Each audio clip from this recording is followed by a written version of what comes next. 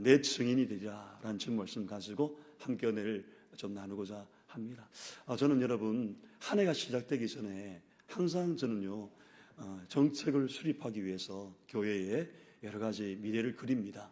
그리고 기도하고 준비하고 또 준비합니다. 그래서 보통 목회자들은 연말 연초라거든요. 이때가 엄청나게 스트레스를 많이 받는 시기인데 저는 스트레스를 안 받는 인간인 줄 알았더니 저도 받더라고요, 보니까요. 그래서 제가 느꼈습니다. 이제 세월은 못 속이는구나, 이런 생각이 제 나름대로 들었습니다. 그래서 제가 쭉 그동안에 우리 교회의 역사에 대해서 또 저의 이 사역에 대해서 한번 돌아보는 시간을 가졌거든요. 딱 돌아볼 때 저는 2022년도 5월 달에 우리 교회에 처음 부임을 했습니다. 그리고 6월 달에 위임을 받았고요. 그때부터 교회의 여러 가지를 보게 되는데요. 때마다 시마다 하나님께서 보여주시는 것들이 있었어요. 그 첫 번째가 우리 교회가 어떤 교회가 되어야 되는가라고 했을 때 그 당시에는 하나님이 선명하게 보여주신 것이 있어요. 그게 뭐냐면 하나님이 일하신다. 하나님이 일하신다라는 이 큰 타이틀을 저에게 보여주셨어요. 그래서 하반기 때부터 하나님의 일하심을 쫓아서 마음껏 사역을 시작했습니다. 세월이 금방 가버렸죠. 그러고 나서 하나님이 일하신다는 이 밑바탕을 통해서 우리가 첫 해에 제가 23년도에 성령을 따라 행하라, 성령을 따라 행하라, 이렇게 제가 하나님 앞에 구하면서 그렇구나, 하나님의 일을 함에 있어서 하나님이 일하시지만은 육신의 몸을 가지고는 인본주의 사고방식으로서는 하나님 따라갈 수가 없겠구나, 따라가면은 우리가 안 되는구나. 그래서 성령에 따라, 성령을 따라 행하자, 이런 타이틀이 제 마음속에 와닿았던 거예요. 그래서 한 해 기도하고 또 이걸 붙들고 하나님 앞에 간 거예요. 그래, 주여, 맞습니다. 육신을 따라가는 게 아니라 성령을 따라 행하는 것이 사는 길이군요. 그때부터 성령 충만을 위해서 간구하고 기도하며 나아갔을 때 24년도에 여러분 어떤 일이 벌어졌습니까? 웨이메이커, 하나님께서요 우리 교회를 통해서 큰 길을 여시겠다, 큰 길을 열어주겠다. 목사님, 이게 큰 길입니다. 예, 여러분, 대단한 길입니다. 이건 있을 수 없는 일들이에요. 여러분, 오늘 하나님께서 큰 길을 예비하셨다. 너희들이 가는 길을 내가 예비해 줄게. 성령을 따라 행하면 하나님이 길을 예비해 주시고, 요즘 또 바뀌었네, 그죠? 영상이 좀 큰 길을 예비해 주시겠다. 새해가 되니까 확실히 좀 달라집니다. 스피커도 옆에 바뀌었습니다.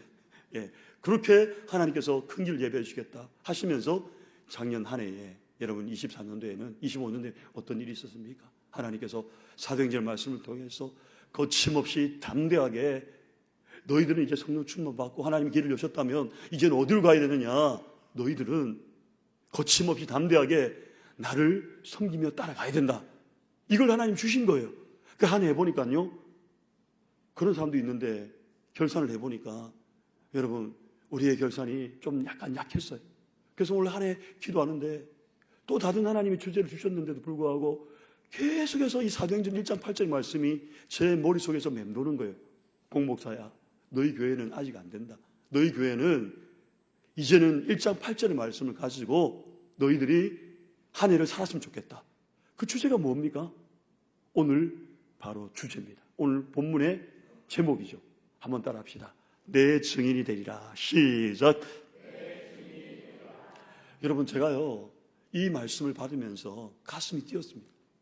하나님, 저는 부족하고 아직까지 연약하고 너무나도 허물이 많습니다. 제가 어떻게 감히 주님의 증인된 삶을 감당할 수 있겠습니까? 라고 했더니 하나님께서 별로 안 기뻐하더라고요. 별로 안 기뻐하더라고요. 너 뭐 잘한 게 뭐가 있다고 너가 지금 그렇게 이야기하냐? 이런 마음이 드는 거예요. 그러면서 하나님 예스 하고 응답을 받고 그리고 믿음으로 순종했습니다. 그랬더니 하나님께서 올해에 어떻게 역사할지에 대한 기대가 엄청나게 크다는 겁니다. 여러분, 제가 보니까요 한 해 한 해 하나님께서 저와 여러분 우리 교회를 향한 의미가 다 있더라는 겁니다. 여러분들 한 분 한 분 이렇게 모여서 옆에 있는 분들도 의미가 없이 이 자리에 온 게 아니에요. 하나님의 뜻과 목적이 있기 때문에 저와 여러분들 이 자리에 보내주신 줄로 믿습니다. 아멘. 그래서 여러분, 저는요 오늘 이런 생각을 했습니다. 매년마다 이 주제를 통해서 교회가 점진적으로 자라고 있는다는 것을 저는 보게 되더라는 겁니다. 여러분, 제가 한번 여쭤보겠습니다. 여러분, 교회의 존재 이유가 무엇입니까? 왜 교회가 존재할까요? 예? 물론 목적이 있습니다. 교회가 있는 이유는요, 첫 번째는 여러분 영혼 구원입니다. 영혼을 구원하는데 목적이 있는 게 교회입니다. 또 하나는요, 영적인 자라남이 있어야 되는 거예요. 그냥 종교인 되면 안 된다는 거예요. 다시 말하면 썬데이 크리스찬으로 치부하면요, 구원은 저는 확신할 수가 없습니다. 그렇기 때문에 우리가 영적인 자라남이 우리의 삶 가운데 반드시 필요하다는 거예요. 그래서 교회가 필요한 이유 중에 하나라고 하는 것이죠. 요즘 여러분 제가 보니까요, 성장하는 교회, 쇠퇴하는 이 교회에 대해서 이렇게 살펴보니까요, 예전에도 한 말씀드렸던데요, 미국의 대표적인 미래교회 학자인 레너드 스윗이라는 박사님이 이런 말씀을 했어요. 현대교회를 여러분 4단계로 분류해서 말씀을 했는데, 과연 우리 교회는 어떤 단계에 있는 교회일까? 이걸 고민하지 않을 수가 없었어요. 예전에도 고민했는데 계속적으로 이 말씀이 기억이 나는 거예요. 우리 교회는 과연 어떤 교회일까? 첫 번째가 여러분 보시면은 이 선교적 교회라죠. 선교적 교회. 이 선교적 교회가 무슨 의미냐면 모든 일을 복음을 전하는데 초점을 둔 교회라는 거예요. 모든 일입니다. 그래서 공부하는 것도 그렇고요, 여러분 직장에서 일하는 것도 그렇고요, 교회에서 훈련받고 사역하고 그리고 함께 모여서 하는 그 모든 초점이 오롯이 여러분 복음을 전하는 이 위하는데 있다. 이 교회가 바로 선교적 교회라는 거예요. 그러니까 이걸 보면요, 교회가 점점 더 확장되는 것을 우리가 경험하게 되더라는 겁니다. 두 번째 교회가 뭡니까? 목회적 교회라는 겁니다. 이 목회적 교회는 이 박사님이 하는 이야기가 뭐냐면은, 선교적 교회가 사명을 잃어버리면 목회적 교회가 된다는 겁니다. 그러니까 이 교회는 더 이상 영혼을 살리는 일에 관심이 없는 거예요. 영혼을 살리는 관심이 없는 거예요. 오롯이 교회 안에서만 사역하고 교회 안에서만 목회를 하고 행정을 하는 거예요. 그래서 세상 속에서 영향력을 잃어버리고 살아가는 이것이 목회적인 교회라고 이야기를 합니다. 세 번째는 뭡니까? 현상유지적 교회입니다. 이 현상유지적 교회는요, 말 그대로 여러분 현상만 유지하고 있는 거예요. 목회적 교회가 좀 더 나쁜 방향으로 가면요, 현상적 유지가 되는 현상유지적 교회가 된다는 겁니다. 더 이상 부흥 발전이 없고 안주하는 교회, 복지부동에서 아무도 움직이지 않는 그런 교회라는 겁니다. 그래서 모든 것들을 할 때마다 귀찮은 거예요. 목사님, 또 뭐 집사님, 권사님, 장로님 이것 좀 부탁합니다 하면은 막 하긴 하는데 뭐 억지로 하는 거예요. 귀찮아하는 겁니다. 변화를 싫어하는 거예요. 형식과 모양은 있는데 능력이 사라진 그런 교회가 현상유지적인 교회라는 겁니다. 그리고 네 번째 교회가 굉장히 위험한 교회입니다. 바로 박물관 교회라고 말씀을 드렸었습니다. 박물관 교회. 여러분, 이 교회는요, 한마디로 이야기하면요, 생명이 없어요. 생명력이 없다니까요. 그래서 종교 활동이에요. 그런데 여기서 목사가 읽고 찬양하고 말씀 읽고 그리고 설교 좀 하고 끝내는 거예요. 그 안에 감흥이 없는 거예요. 감동이 없는 거예요. 완전히 굳어버린 교회. 열정과 눈물이 없고요, 기도와 헌신이 없고 순종이 없습니다. 그래서 이렇게 얘기합니다. 목사님, 지금 시대가 어느 시대인데 이거 옛날 이야기입니다. 옛날 버전입니다. 이렇게 말하는 사람이 있어요. 여러분, 이게 얼마나 위험한 교회입니까? 우리 교회가 이런 교회가 되지 않기를 간절히 바랍니다. 그러면 오늘 저와 여러분, 우리 감천로 교회는 어떤 교회가 되어야 마땅할까요? 어떤 교회가 되어야 합니까? 저는요, 이게 표준적인 답이 아닙니다. 실제 이것을 추구하며 나가야 되는데, 그건 바로 모든 신앙의 초점이 복음을 전하는 선교적인 교회가 되어야 할 줄로 믿으시기를 바랍니다. 그래서 저는 올 한 해 여러분 이렇게 기도했습니다. 하나님, 끝까지 주님 오실 때까지 땅 끝까지 이르러 변질되지 아니하고 우리 주님 증인의 삶을 살게 해달라. 이 큰 그림을 가지고 영혼 구원과 영적 자라남의 사명을 위해서 한 해 동안 저는요 다짐했습니다. 고군분투하겠다고. 그리고 이 치열한 영적인 전쟁을 펼쳐내겠다고. 저 혼자서는 안 됩니다. 여러분들 도와주실 수 있습니까? 몇 명 안 돼요. 다시 이것까지는 도저히 안 됩니다. 도와줄 수 있습니까? 아멘. 첫 번째는 성령님이 도와주십니다. 그리고 용사들이 한 명씩 한 명씩 모이기 시작하는 거죠. 저는요, 이런 교회를 펼쳐나갈 겁니다. 오늘 저와 여러분이 읽었던 이 본문 사도행전은요, 우리가 잘 아는 말씀입니다. 또 듣고 또 듣고 하는 말씀이죠. 크게 여러분 이 세 부분으로 나눌 수가 있는데, 먼저 여러분 1장부터 7절까지는 여러분 이건요, 예루살렘을 중심으로 해서 복음이 선포되고 전파되는 거고요. 그리고 8절부터 12절까지는 이 유대와 사마리아를 중심으로 해서 복음이 전파되고 있고, 그리고 13절부터 28장까지, 13장부터 28장까지는요, 여러분 땅끝까지 복음이 전파되는 이 세 분류로 나눌 수 있습니다. 그런데 여러분 이 사도행전이 제가 보니까 28장으로 끝나 있지만은, 이게 1장부터 28장으로 끝나 있지만은 실제는 그렇지 않아요. 이 왜 그런지 아십니까? 오늘 사도행전의 이야기가 저와 여러분의 사도행전으로, 또 우리 교회의 사도행전으로 이어져야 돼요. 쓰여지기를 바라는 것입니다. 그래서 우리 주님은, 저는요, 우리 교회가 주님이 다시 오실 때까지 이러한 교회의 본질을 위해서, 사명을 위해서 지금 우리 세대와 다음 세대를 이어주는 선교적인 그런 교회가 되기를 원하는 것이죠. 그렇다면 저는 오늘 이 본문을 통해서 선교적인 이런 마인드를 가진 미래지향적인 교회, 예수님이 드러나는 증인의 삶을 살기 위해서는 저와 여러분들이 어떻게 해야 되는가, 이게 여러분 굉장히 중요하거든요. 오늘 이 본문을 통해서 몇 가지 좀 살펴보고 마치려고 합니다. 자, 첫 번째는 증인의 삶은 바로 이겁니다. 한번 같이 한번 읽어볼까요? 시작. 복음이 행함으로 연결되는 삶. 여러분, 복음이 행함으로 연결되는 삶이 증인의 삶이라는 거예요. 사도행전을 여러분 누가 기록했어요? 답을 말해줬잖아요. 누가가 사도행전을 기록했습니다. 물론 누가복음도 여러분 누가가 기록을 했죠. 근데 이 기록한 목적들이 있거든요. 성경을 보면은 나중에 그는 뭐 디테일하게 공부하면서 배우면 되는데, 근데 그 대상이 여러분 특별하다는 겁니다. 물론 모든 사람에게 씌워졌지만 특별히 오늘 본문에 보면요, 이 사도행전은 데오빌로라는 사람을 향해서 기록이 된 거예요. 1절에 보면 이렇게, 데오빌로요, 내가 먼저 쓴 글에는 무릇 예수께서 행하시며 가르치시기를 시작하신부터 데오빌로라, 이렇게 이야기합니다. 그런데 여러분, 이 사도행전이 쓰이기 전, 바로 전 누가복음 1장 3절에 보면은 이렇게 이야기합니다. 누가복음 1장 3절에 보면은 데오빌로요 하지 않고 뭐라고 하냐면 데오빌로 가카. 여러분, 가카입니다. 가카. 이 호칭을 붙입니다. 그러니까 이 가카는요, 총독을 말합니다. 아주 높은 직책, 고위 관리죠. 그 사람에게 복음을 전하기 위해서 누가복음을 적은 거예요. 누가가요. 그리고 얼마 지나지 않아서 사도행전을 기록한 겁니다. 그런데 사도행전 넘어오면서 어떤 일이 벌어졌습니까, 여러분? 신기하게도 데오빌로 가카 이래 안 하셨습니다. 어떻게 합니까? 데오빌로요. 호칭이 바뀝니다. 호칭이. 전에는 가카의 호칭을 붙였지만 그가 복음을 들은 거예요. 예수님을 만난 거예요.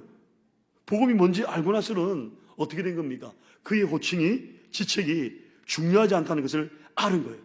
오늘 여러분, 우리도 이 교회에 나오면요, 이와 동등하게 될 줄로 믿으시기를 바랍니다. 세상에 어떤 직분, 직책, 위치나 자리, 이것이 중요한 것이 아니에요. 우리 예수쟁이들은요, 예수님 믿는 사람들은요, 동등한 하나님의 자녀가 된다는 거예요. 이 사도행전의 이 기록 목적은요, 내가 진짜 복음을 제대로 알았더라면, 마음에 와닿았다면, 이제는 복음이 말이 아닌 뭘로 연결되라 합니까? 행함으로 연결되기를 바라는 것이 목적이라는 거예요. 그래서 1절에 여러분 데오빌로요, 이 이름의 뜻은요, 헬라어로 여러분 이것도 데오스라는 뜻, 그리고 필레오라는 뜻이 합성화 되어 있습니다. 이 데오스는 여러분 하나님을 뜻하고요, 필레오는 사랑을 말하죠. 그래서 여러분 이 데오빌로는 하나님의 사랑을 받은 자, 하나님의 사랑을 경험한 자, 이런 뜻이에요. 그래서 여러분 이 사람의 특징이 뭐냐면 복음이 행함으로 연결된 사람이라는, 복음이 행함으로 연결이 되는 거예요. 올해도 우리 도전하잖아요. 각 부서마다 여러분들 도전합니다. 근데 도전이 중요하지만은 더 중요한 건요, 행함으로 옮겨내야 되는 겁니다. 이게 연결이 돼야 된다는 겁니다. 말만 하면 아무 일이 일어나지 않는다는 겁니다. 뭘 하나 한다 하면요, 적극적으로 준비하고 한번 나서보세요. 그러면 일이 진행이 되는 거예요. 두렵지만 어떻게 됐습니까? 시도해보라 했잖아요. 안 되는 거 알면서도 시도해보라는 겁니다. 목사님, 안 되는 거 왜 합니까? 아니요, 여러분, 하나님이 지시하시고 리더가 한다면요, 한번 해보는 거예요. 해보고 나서 여러분 이야기할 수 있는 거지요. 오늘 이 데오빌로는 복음이 정말 말이 아닌 행함으로 연결된 것을 우리가 보게 되더라는 겁니다. 그래서 여러분, 오늘 1절 말씀을 한번 다시 한번 보십시오. 1절에 우리에게 이렇게 말씀합니다. 1절 한번 보십시다. 시작. 데오빌레여, 내가 먼저 쓴 글에는 무릇 예수께서 행하시며 가르치시기를 시작하심부터. 아멘. 여러분, 여기서 예수께서 행하시며 가르치기를 시작했다. 여기 내가 먼저 쓴 글에는 이라고 하는데, 이게 뭐냐면 무슨 말이냐면 누가복음을 말합니다. 내가 먼저 쓴 글, 누가복음. 거기에는 예수님이 행하시며 가르치기를 시작했다는 거예요. 여기도 행함과 가르침이 함께 균형을 이룬 것이죠. 그런데 여러분, 예수님은 가르치시기만 한 것이 아닙니다. 실제 자신의 삶으로, 우리 예수님의 삶을 보니까 본을 보여주셨잖아요. 예수님은 가난하고 병든 사람을 고쳐주었어요. 그리고 소외받는 세리와 죄인들의 친구가 되어주셨습니다. 예수님의 가르침은 그의 행함과 함께 움직인 거예요. 그래서 가장 강력한 복음의 메시지가 뭡니까? 그건 말한 대로 살아내면 되는 거예요. 예수님이 말한 대로 저와 여러분이 살아내면 되는 겁니다. 말씀 속에서 우리의 행함이 연결될 때, 그때 가장 강력한 여러분 복음이 된다는 거예요. 그렇다면 여러분, 예수님이 사도들에게 기도했던 것이 무엇일까요? 동일하게 예수님이 사도들에게 기도했던 것은요, 그들도 복음이 행함으로 연결되기를 바랬다는 거예요. 그래서 여러분, 놀랍지만은 사도행전 2장 42절 말씀 보면요, 이렇게 이야기합니다. 그들의 재산과 소유를 팔아서 사람들의 필요를 채워주는 역사가 일어난 거예요.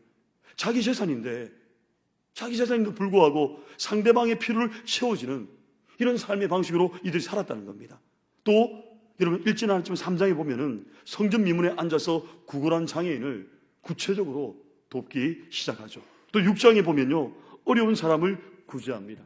그리고 8장에 보면 중풍병자, 못 걷는 사람들을 구체적으로 돕는 일들이 벌어지게 되는 겁니다. 여러분, 무슨 말입니까? 복음이 행함으로 연결되었다는 것입니다. 복음이 행함으로 연결되어서 이 일이 시행되었다는 겁니다. 오늘 우리도 이러한 복음이 여러분 행함으로 연결된 정인의 삶을 살아갈 때에 우리 교회는요, 초대교회처럼 소문난 교회, 선교적인 교회, 영적인 성숙과 자람이 있는 건강한 교회가 될 줄로 믿습니다. 아멘. 자, 두 번째는 여러분, 복음이 행함으로 연결되는 거고요. 두 번째는 이겁니다. 한번 읽어봅시다. 시작. 하나님 나라가 임하는 삶. 여러분, 하나님 나라가 임하는 삶이에요. 이게 무슨 말입니까? 실제 복음이 행함으로 연결되는 것이 말로는 쉽지만 실제 삶으로 이어지기는 그리 쉽지 않다는 거예요. 그런데 이걸 가능케 하는 일이 있다는 겁니다. 그게 뭐냐?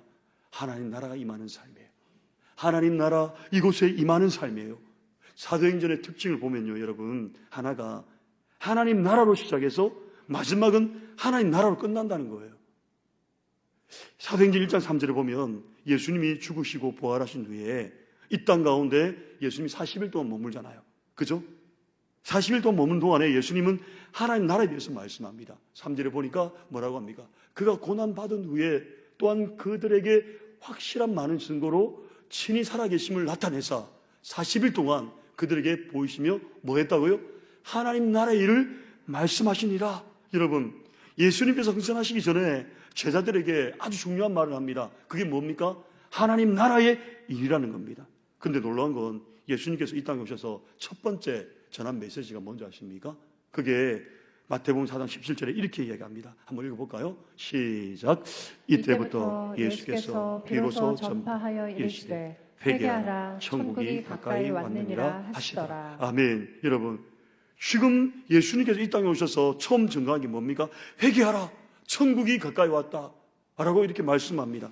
여러분, 예수님이 이 땅에 오셔서 첫 번째 전한 메시지가 회개하라, 천국이 가까이 왔다는 겁니다. 내가 너희에게 조금 착해지거나 조금 더 나은 삶을 전해주는 것이 아니라 하나님 나라, 천국을 주기를 원한다는 겁니다. 그래서 예수님을 믿게 되면 우리에게도 여러분 하나님 나라가 주어지게 되어 있는 겁니다. 예수님은 이 땅에 오셔서 제일 먼저 여러분 하나님 나라를 선포하셨고요, 또 이 땅을 떠나기 전에도 하나님 나라를 선포하셨다는 겁니다. 왜 그랬을까요, 여러분? 왜 그렇게 선포했을까요? 하나님 나라가 예수님의 핵심 메시지이기 때문에 그렇다는 겁니다. 사도행전을 여러분 두 가지로 또 구분하게 되면 1장부터 12장까지는 베드로를 중심으로 해서 복음이 전파되었고요, 그 나머지 13장부터 28장은 바울을 중심으로서 복음이 전파됩니다. 그런데 여러분 28장에 보면 바울이 감옥에 갇힌 것이 아니라 지금 집에 갇혀 있는 장면이 나옵니다. 이걸 가택연금이라고 우리가 얘기하지 않습니까? 복음을 전하지 말라고 집에 가둡니다. 억울하고 막막합니다. 그때 뭘 할 수 있겠습니까? 바울은 거기에서도 하나님 나라를 전하는 거예요. 사도행전 28장 31절 한번 보십시오. 이렇게 말씀합니다. 한번 읽어볼까요? 시작. 하나님 나라를 전파하며 주 예수 그리스도에 관한 모든 것을 담대하게 거침없이 가르치더라. 여러분, 여기서도 이 사도행전 마지막에 가택연금을 받으면서도 사도 바울은 침묵하면 되는데 그렇게 하지 않았습니다. 여기서도 어떻게 하는 거예요? 하나님 나라를 전파했다. 그것도 담대하게 거침없이 가르치다. 여러분, 그렇다면 도대체 하나님 나라가 뭡니까? 뭐길래 바울은 자신의 목숨이 위태한데도 거침없이 담대하게 하나님 나라를 마지막까지 가르치고 선포하는지, 이유가 뭡니까? 여러분, 가만히 보면요, 그 정도로 바울의 인생에 하나님 나라를 빼면 설명할 길이 없는 거예요. 결국 사도행전은 하나님 나라로 시작해서 하나님 나라로 마무리가 된다는 겁니다. 그렇다면 여러분, 하나님 나라가 무엇일까요? 하나님 나라가 무엇일까요? 이것은요, 이렇게 이야기하시면 됩니다. 이렇게 여러분들이 이해하면 됩니다. 하나님 나라는 하나님의 통치와 다스림이 있는 그것이 하나님의 나라라는, 다시요, 하나님의 통치와 하나님의 다스림이 있는 그곳이 바로 하나님 나라라는 거예요. 오늘 우리에게 여러분 하나님의 통치와 다스림이 있다면 그것이 바로 하나님의 나라입니다. 여러분, 국가의 나라를 구성하는 3요소가 있잖아요. 국토, 영토, 주권이라는 게 있잖아요. 국토와 국민과 영토가 있어야 나라가 존재합니다. 그런데 여러분, 영토가 있어도 주권이 없으면 소용이 없습니다. 우리가 일제치하에서 우리가 다 느꼈잖아요. 우리에게 여러분 국민도 있고 영토도 있었는데 뭐가 없었던 거예요? 주권이 없었잖아요, 일제시대. 이 주권을 통치와 다스림이라고 말을 하는 겁니다. 그래서 우리가 누구의 통치와 다스림을 받느냐가 저와 여러분 매우 중요하다는 겁니다. 혹시 나를 움직이게 하는 그 무엇, 그게 나의 친구들입니까? 나의 인맥입니까? 내가 가지고 있는 주식입니까? 내가 가지고 있는 돈이에요? 여러분들 매스컴이 이래라 저래라 하면 우리는 거기에 통치와 다스림을 받는 거예요. 저와 여러분은 하나님 나라의 통치와 다스림을 받아야 할 줄로 믿으시기를 바랍니다. 아무리 열악해도 여러분 그것이 하나님의 통치와 다스림이 있다면, 받는 것이 된다면 그것이 하나님 나라예요. 오늘 우리가 누구의 이 통치를 여러분 받느냐를 통해서 달라지는 겁니다. 그것이 우리의 가정이든지 우리의 직장이든지 또 삶의 모든 현장이라도 그것이 바로 하나님 나라가 되는 줄로 믿으시기를 바랍니다. 사실 오늘 우리는요, 세상의 그 어떤 누구와의 이 통치와 다스림을 받으면 안 됩니다. 비록 여러분 전에는 치열한 경쟁 사회 속에서 살았는데 이제는 예수를 믿고 나니까 뭐라고 합니까? 우리 예수님이 사랑하라 했잖아요. 사랑하라. 그러면 사랑이 나를 다스리고 나를 통치해야 한다는 겁니다. 이게 여러분 하나님 나라의 모습이에요. 또 전에는 미워하는 사람이 있으면 전문용어로 뭐라고 합니까? 손절해야 된다, 이렇게 말하지 않습니까? 근데 성경은요, 그도 품으라는 거예요. 완전히 새로운 하나님 나라가 도래한다는 겁니다. 우리가 예수 믿고 나서 우리의 표정과 삶이 달라지면 거기에는 하나님의 통치와 다스림이 임하는 거예요. 오늘 그렇게 살아갈 때 주님이 찾으시는 선교적인 교회, 주님을 드러내는 증인의 삶을 살아가야 될 줄로 믿으시기를 바랍니다. 끝으로 여러분, 우리가 어찌하면 정인의 삶을 살 수 있을까요? 바로 이겁니다. 성령이 임해야 됩니다. 하나님 나라가 임하고요. 복음이 실제 삶으로 연결돼야 되고 행함으로 연결돼야 되고요. 또 하나는 성령이 임하는 삶이에요. 이게 가장 중요하거든요. 8절 한번 보십시오. 오늘 읽었던 본문인데요. 한번 읽어볼까요? 시작. 오직 성령이 너희에게 임하시면 너희가 권능을 받고 예루살렘과 온 유대와 사마리아와 땅끝까지 이르러 내 증인이 되리라 하시니라. 아멘. 여러분, 성령 받으신 분들만 아멘. 예. 그럼 아멘 안 하시는 분들은 뭔지 몰라요? 성진 씨, 성령 받았습니까? 안 받았습니까?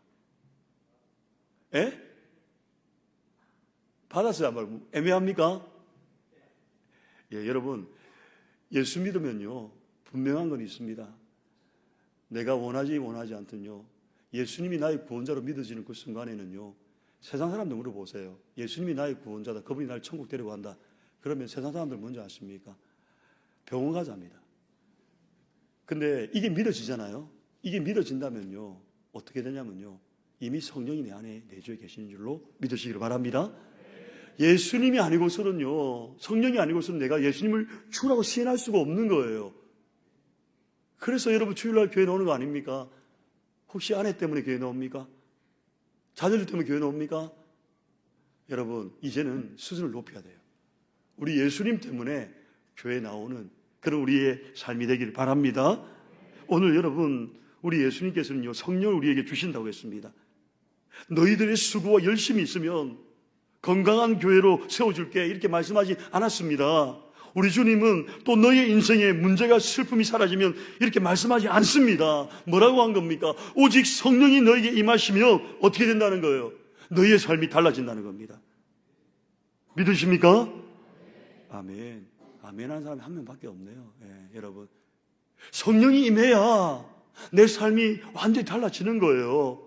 로마서 8장 2절에 보면 죄와 사망의 굴레에서 벗어날 수 있는 유일한 방법이 나와 있는데요, 그게 뭔지 아십니까? 바로 생명의 성령의 법, 생명의 성령의 법이라고 이야기를 합니다. 여러분, 다시 말하면 오직 성령이 너희 임하시면 가능하다는 겁니다. 이 죄와 사망의 굴레에서 벗어날 수 있다는 겁니다. 또 갈라디아서 5장 6절 말씀해 보면 육체의 욕구를 이길 수 있는 방법이 또 있습니다. 그게 또 뭐라고 합니까? 바로 성령의 욕구를 추구하는 거예요. 성령의 욕구, 성령 따라 행하는 것. 육체의 본능이 끊임없이 육체의 본능을 가져야 된다고, 또 더 가져야 된다고, 더 가지지 못하면 속상해하는 이것이 바로 육체의 본능입니다. 그러나 이러한 육체의 본능을 이길 수 있는 유일한 방법이 뭡니까? 오직 성령이 너희에게 임하시면 가능하다는 겁니다. 오늘 여러분, 성령으로 충만한 우리 교회 되기를 간절히 바랍니다. 아멘. 그렇다면 여러분, 오늘 왜 이렇게 성령이 임하시고 성령의 충만함을 하나님 주실까요? 이것만 마치고 이것만 살펴보고 마치려고 하는데요, 왜 이렇게 성령이 임하시고 성령의 충만함을 주실까요? 자, 오늘 8절 다시 한번 읽어봅시다. 시작. 오직 성령이 너희에게 임하시면 너희가 권능을 받고 예루살렘과 온 유대와 사마리아와 땅끝까지 이르러 내 증인이 되리라 하시니라. 아멘. 여러분, 오직 성령이 너희에게 임하시면 어떻게 된다는 겁니까? 내 증인이 되리라는 거예요. 성령이 임하니까 주님의 증인된 삶을 살게 된다는 겁니다. 오늘 성령의 목적은요, 예수님의 증인이 되기 위해서라는 거예요. 여기에는 여러분 두 가지 의미가 있어요. 하나는 이런 생각을 하죠. 전도와 연관이 있구나. 예, 물론 전도와 연관이 있습니다. 불신자에게 복음을 전하는 목적 하나 있습니다. 증인은.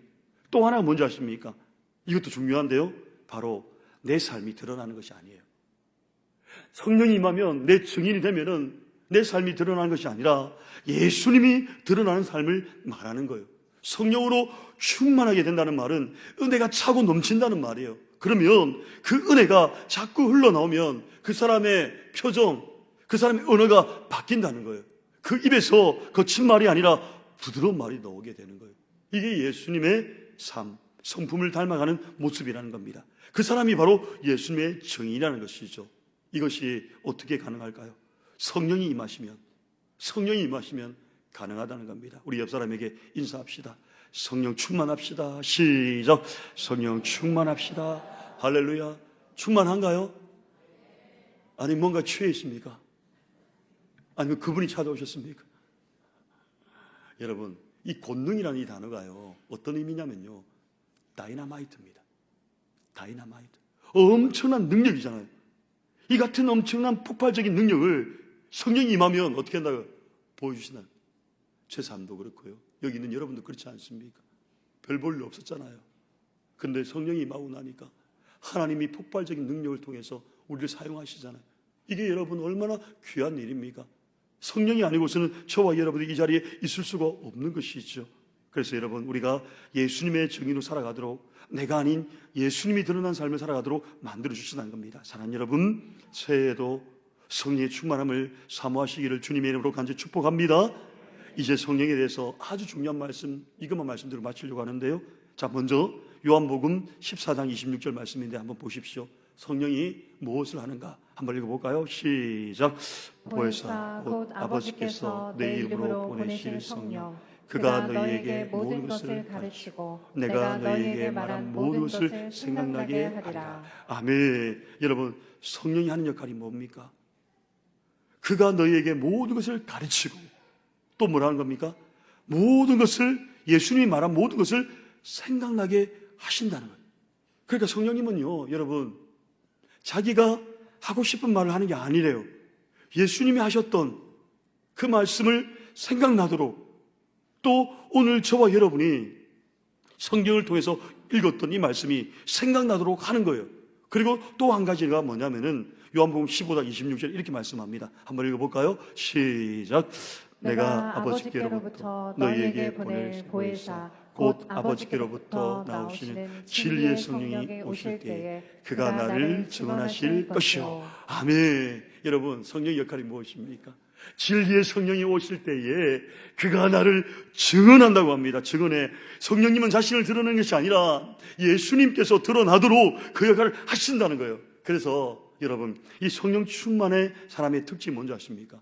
자꾸만 우리 예수님을 드러내고 자랑하고 싶은 증인의 삶을 살아가게 한다는 겁니다. 제가 여러분 학생 때 성령으로 거듭난 이후에 친구들에게 복음을 전한 일이 그 당시에 여러분 어려웠지만 너무 좋았었어요. 그래서 친구들에게 주일날 교회 가자고. 여러분, 껄끄러운 친구들도 있잖아요. 안 되잖아요.